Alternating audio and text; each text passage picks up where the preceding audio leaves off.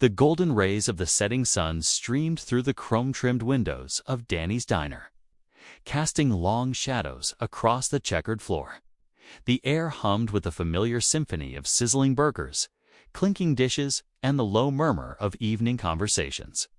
It was one of those perfect autumn evenings where the world seemed to slow down just enough for people to breathe.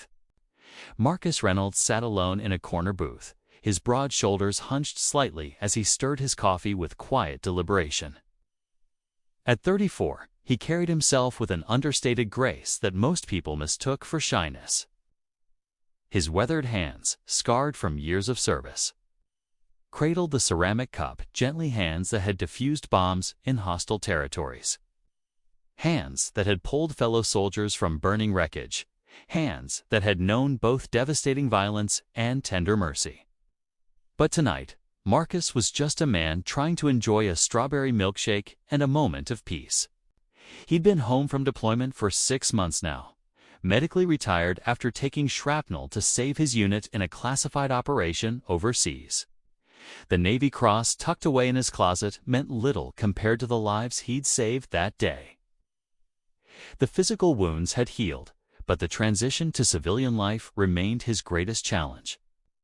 Some battles, he'd learned, couldn't be won with tactical precision or physical strength. The bell above the door chimed, and Marcus glanced up instinctively, old habits from years of threat assessment. 4 young men swaggered in, their voices loud and aggressive, immediately dominating the peaceful atmosphere. The leader, a muscular guy in his mid-20s with an expensive leather jacket and an arrogant smirk, surveyed the diner like he owned it. "This place is dead," he announced to his friends, loud enough for everyone to hear. "Just like this pathetic town." Marcus returned his attention to his milkshake, the pink concoction reminding him of simpler times when his biggest concern was Little League practice. His daughter Emily loved strawberry milkshakes. He'd promised to bring her here next weekend for their father-daughter date. The thought brought a rare smile to his lips. The group settled into a booth across from him, their conversation peppered with crude jokes and demeaning comments about other patrons. Marcus noticed an elderly couple shifting uncomfortably, a waitress's smile faltering as she took their order. The temperature in the room seemed to drop despite the warm evening. "Hey, Grandpa." The leader's voice cut through the din. Marcus realized with a sinking feeling that the young man was addressing him. "Yeah, you in the corner.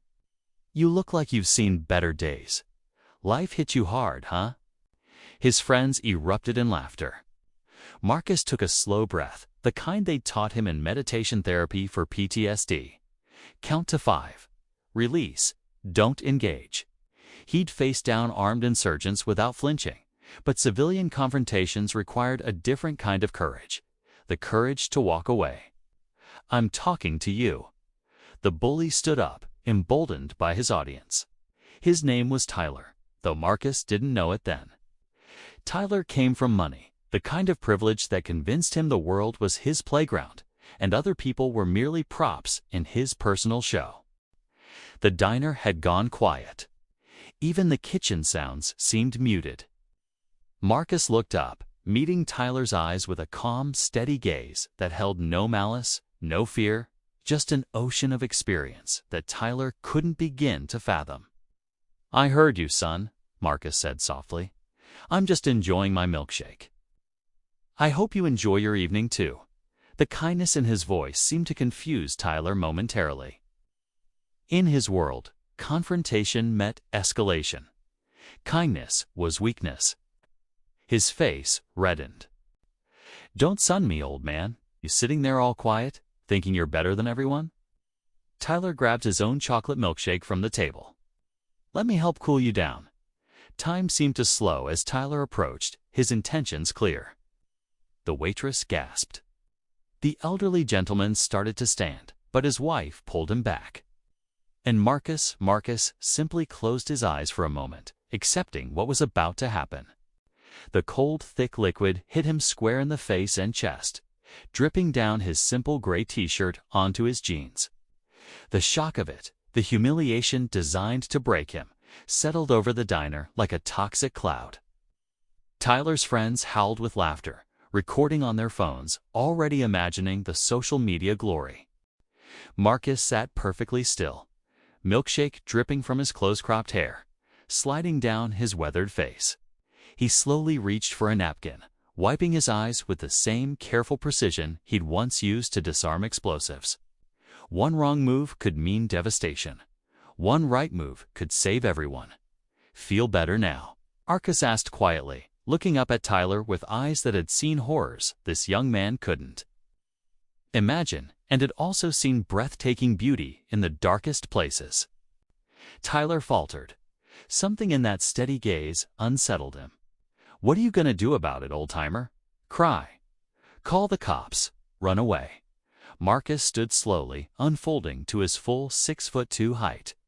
Despite the milkshake covering him, there was a dignity in his movement, a quiet power that shifted the entire energy of the room.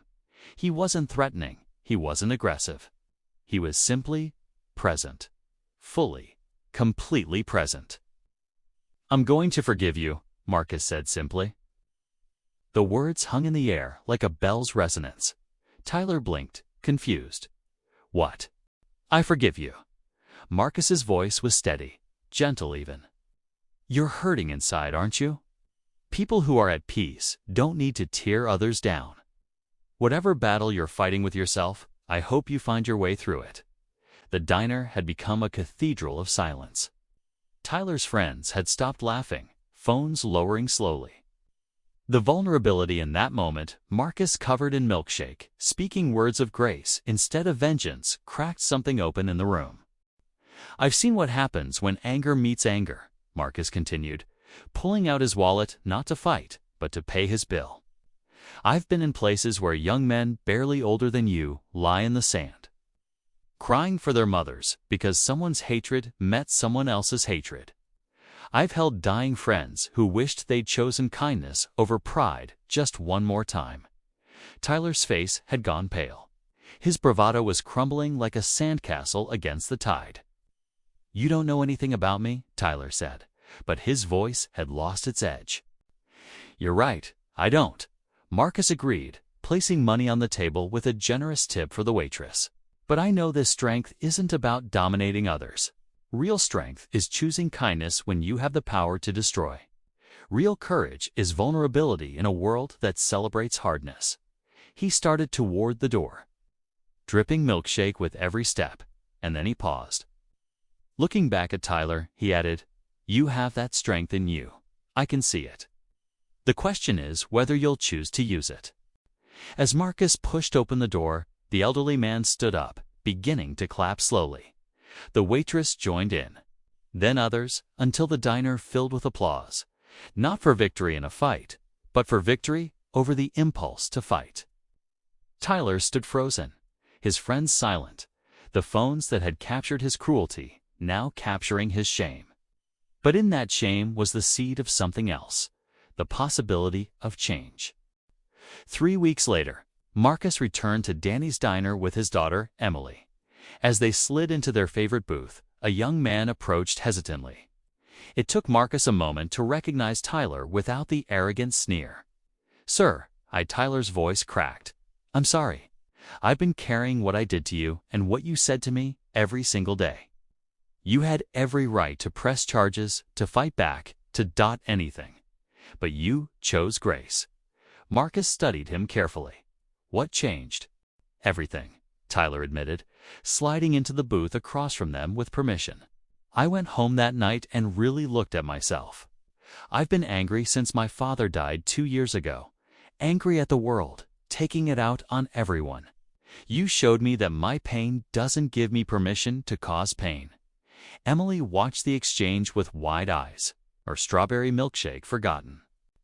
Tyler continued, "I've started volunteering at a youth center, working with kids who are heading down the same path I was on, trying to show them there's another way." He placed an envelope on the table. "This is a donation to the Navy SEAL Foundation in your honor." It's not enough, but it's a start. Marcus felt his throat tighten. This was why he'd served. Not for glory or recognition, but for the possibility of moments like this, where darkness turned toward light. "Thank you," Marcus said, shaking Tyler's hand. "But you didn't do this for me. You did it for yourself and for those kids." That takes real courage. As Tyler left, Emily tugged her father's sleeve. "Daddy, you're like a superhero. But instead of powers, you have something better. What's that, sweetheart? You have a big heart?" Marcus hugged his daughter close, knowing she'd just taught him something profound. The medals on his chest, the operations he couldn't discuss, the enemies he'd defeated, none of it compared to this simple truth. The greatest battles are won not with weapons, but with love. Outside the diner window, the sun set in brilliant shades of gold and crimson, painting the world in the colors of hope. And in that small-town diner, 3 people shared strawberry milkshakes and the understanding that every person, no matter how lost, carries within them the capacity for redemption. Because sometimes the strongest thing you can do is choose kindness over revenge, forgiveness over fury, and love over hate. That's not weakness. That's the truest form of courage. And it all started with a spilled milkshake and a man who understood that breaking the cycle of violence begins with one person willing to absorb the blow and respond with grace.